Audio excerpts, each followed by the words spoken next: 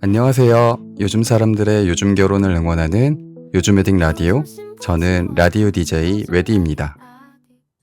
여러분, 최근에 정말 큰 뉴스가 하나 있었죠? 바로 주택담보대출, 줄여서 주담대 한도가 6억 원으로 제한된다는 소식. 6월 28일부터 바로 시행된다고 하니까 정말 갑작스럽게 발표된 정책이에요. 많은 분들이 놀라셨을 것 같아요. 특히 결혼 준비하시면서 신혼집을 마련하려던 예비 신랑 신부분들은 이거 우리한테 어떤 영향이 있는 거지? 이런 생각이 드셨을 거예요. 오늘은 이 주담대 6억 원 제한 정책이 신혼부부들에게 실제로 어떤 의미인지, 그리고 우리가 어떻게 대응해야 할지에 대해서 차근차근 이야기를 해보려고 합니다. 정책 내용부터 정확하게 알아볼게요. 먼저 이번 정책이 정확히 뭔지부터 알아볼 텐데요. 금융위원회에서 이번 6월 27일에 발표한 내용들이에요. 수도권과 규제 지역에서 집을 살 때 주택담보대출을 최대 6억 원까지만 받을 수 있다는 거예요. 여기서 말하는 수도권은 서울, 경기, 인천 전체고요. 규제 지역은 서울 강남구, 서초구, 송파구, 용산구를 말합니다. 그런데 이게 끝이 아니에요. 더 중요한 건 다주택자는 아예 주택담보대출을 못 받게 된다는 겁니다. 그리고 주담대를 받아서 집을 사면 6개월 안에 반드시 그 집으로 이사를 가야 한다는 제한도 있어요. 안 그러면 대출금을 바로 회수당하고 3년 동안 주택 관련 대출을 못 받게 되거든요. 좀 생각해보면 되게 강력한 규제죠. 정부에서는 고가주택 구입에 과도한 대출을 활용하는 걸 막기 위한 조치라고 설명을 했습니다. 그럼 이 정책이 과연 신혼부부들에게는 어떤 의미일까요?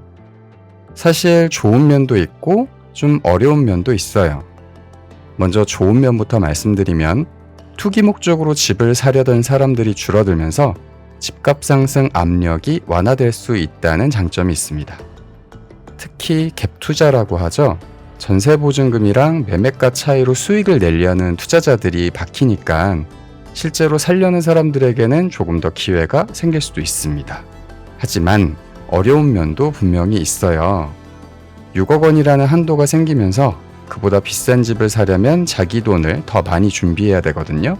예를 들어서 8억 원짜리 아파트를 사려고 했는데 전에는 대출을 7억 원까지 받을 수 있었다면 이제는 6억 원까지만 받을 수 있잖아요.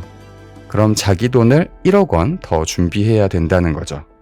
그리고 또 하나 중요한 변화가 있어요. 생애 최초 주택 구입자의 LTV가 80%에서 70%로 떨어졌어요. LTV가 뭐냐면 집값에서 대출받을 수 있는 비율을 말하는 거예요. 전에는 1억 원짜리 집을 살 때 8천만 원까지 대출받을 수 있었는데 이제는 7천만 원까지밖에 못 받는 거죠. 디딤돌 대출도 줄어들었습니다.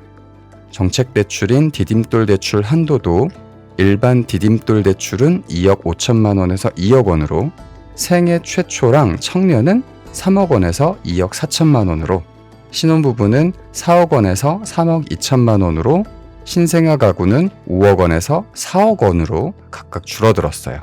신혼부부 기준으로 보면 8천만 원이나 줄어든 거죠. 이것도 적지 않은 변화입니다. 그리고 디딤돌 대출도 이제 6개월 안에 전입해야 한다는 조건이 붙었어요. 전에는 그런 조건이 없었는데 이제는 정말 살 목적이 아니면 대출받기 어려운 상황이 됐습니다. 그럼 우리 요즘 신혼부부들은 어떻게 해야 될까요? 이런 상황에서 신혼부부들은 첫 번째, 현실적인 예산 재설정이 필요해요. 기존에 생각했던 집보다 조금 더 저렴한 곳을 고려해봐야 될 수도 있고요. 6억 원의 자기 자본 범위 내에서 살 수 있는 집을 찾아보셔야 합니다. 두 번째는 지역 확대 검토예요. 수도권 안에서도 상대적으로 저렴한 지역이라든지 아니면 아예 수도권 바깥을 고려해 보시는 것도 방법입니다. 이번 규제는 수도권과 일부 규제 지역에만 적용이 되거든요. 참고하시면 좋을 것 같고요. 세 번째로는 자기 자본 비중 늘리기예요. 혹시 부모님의 도움을 받을 수 있다면 미리 상의를 해보시면 좋을 것 같고, 아니면 결혼 후에 맞벌이를 해서 자금을 좀 더 모은 다음에 집을 사는 것도 고려해 볼 수 있습니다. 네 번째는 우선은 전세를 고려하는 거죠. 당장 집을 사기 어렵다면 전세로 시작해서 나중에 여건이 좋아졌을 때 매매로 전환하는 것도 좋은 방법입니다. 다만 전세 보증금도 얼마나 오를지는 지켜봐야 되겠죠.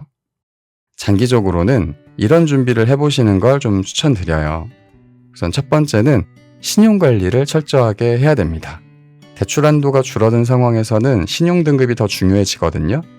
연체 없이 성실하게 금융거래 기록을 쌓아가시는 게 좋고요. 그리고 소득증빙 관리하는 것도 되게 중요해요.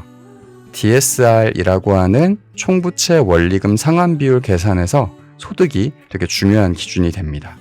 그래서 정확한 소득증빙을 꾸준히 준비해 주시는 게 좋고요. 청약통장도 꾸준히 넣어주시면 좋고요. 요즘은 신혼부부 특별공급 같은 제도도 있으니까요. 청약통장도 꾸준히 넣어두시면 충분히 대비가 되실 수 있습니다.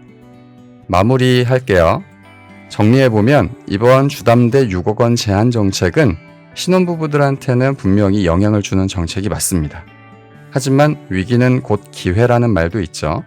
이런 변화를 기회로 삼아서 더 꼼꼼하게 계획을 세우고 더 현실적인 선택을 하시는 계기로 만들어 보세요. 그리고 무엇보다 중요한 건 집이 목적이 아니라 행복한 가정을 꾸리는 게 목적이라는 거 잊지 마시고요. 어디에 살든 어떤 집에 살든 두 사람이 함께라면 그곳이 바로 우리의 행복한 보금자리가 될 겁니다.